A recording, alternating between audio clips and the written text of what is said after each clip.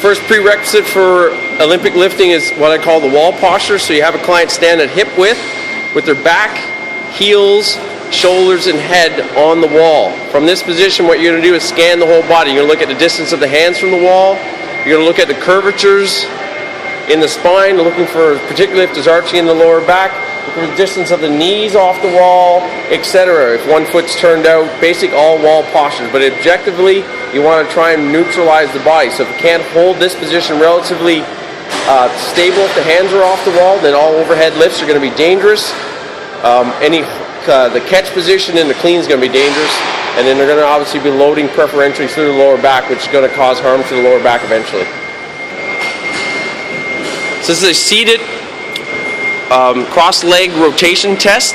It will impact the rotation depending on what leg is crossed over slightly, but it's not significant. So what the client's going to do is rotate one side of the bar slowly.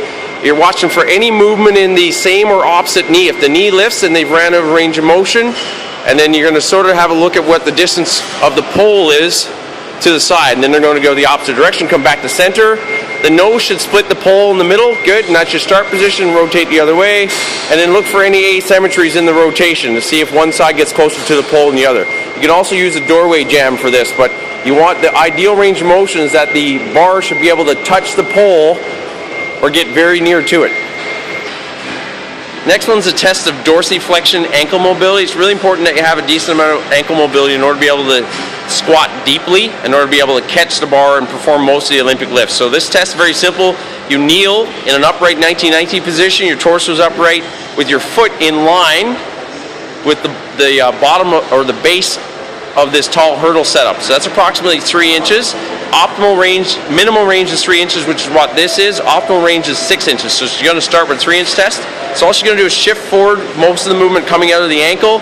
The hips naturally have to move forward, and you only go as far as you can go until the heel lifts off the ground even slightly. And this indicates that she doesn't quite have this range of motion, or she just about can.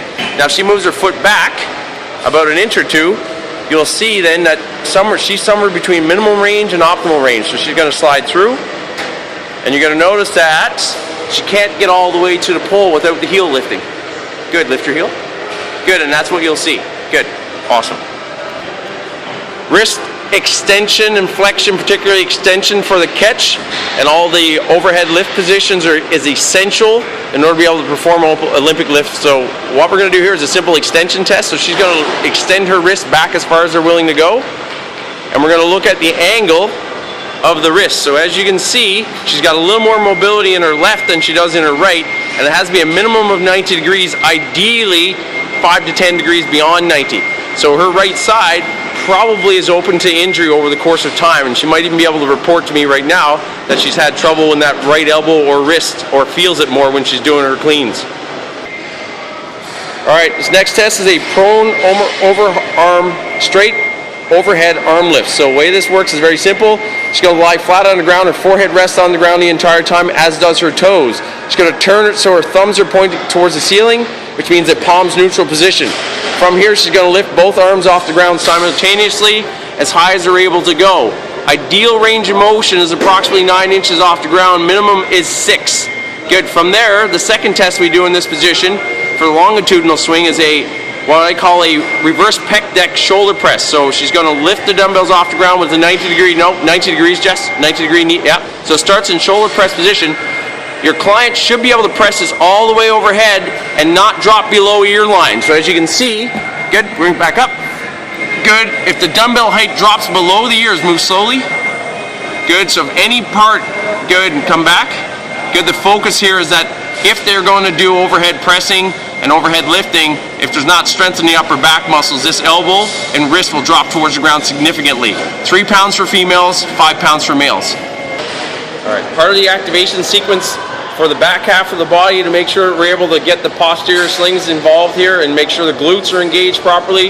Then we have alignment through the hips and stability through the core and the pelvis is a two-way bridge position. So this first one's a bridge. You can see the bands attached to the knees.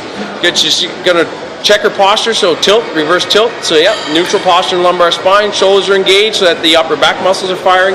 She's going to bridge up, and as she bridges, she's going to clam open. And you actually end up rolling to the outside of your feet. Good, and come back down. Good, you go back down. Your initial bridge starts with engagement of the big toe, and as you come up, you fire to the outside. Good, clam open, and you're well rolled to the outside of your foot, keeping good core glute engagement all the way through. Important the hips don't drop. Second exercise is to take the band off.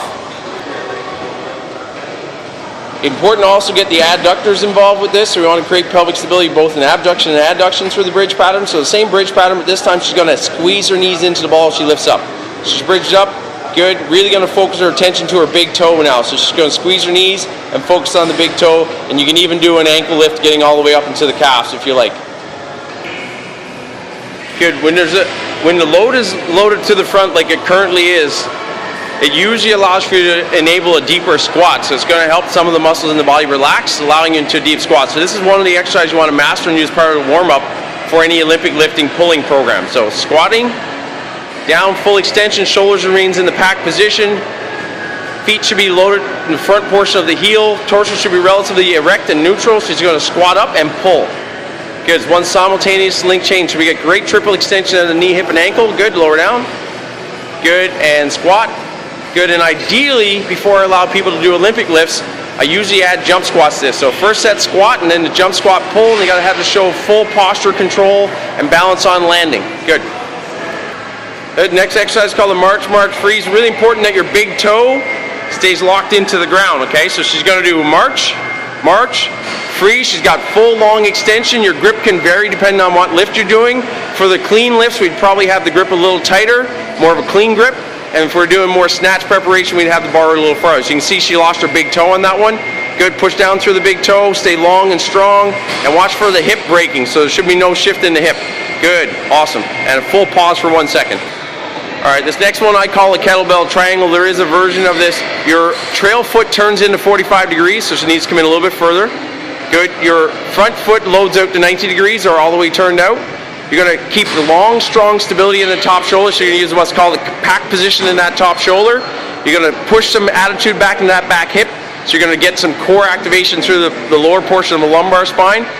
You're going to slide your lead hand down your inner thigh, reaching through the flexibility of your hamstring and through the stability and mobility through your lumbar spine. Okay, stability of the shoulder and stability of the pelvis and lumbar. Good. Slide it down, keep your back flat, keep your abs tight. Your arms work in yin-yang fashion to one another.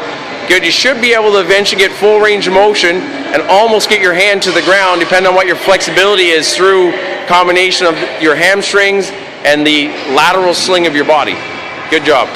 Good, also for the lateral sling and the tie into the shoulder girdle, we want to be able to get into a nice lumbar neutral spine, so she's going to tilt through her pelvis a little bit. Shoulder's going to draw down and back, elbow goes pinned to the side, and then she's going to perform an external rotation. So she's holding the bottom hip nice and strong, the top elbow's pinned, the shoulders are down and back, the bottom shoulder's in a stable position so the scapula's not winging, the head's in alignment with the rest of the body, and then she's going to perform external rotation. Ideal range of motion is approximately 90 degrees, so she's just short of ideal range of motion, but I would say acceptable. Less than 45 degrees, which is typical, is inefficient range of motion, external rotation, and therefore anything that's in the overhead position is going to cause trouble.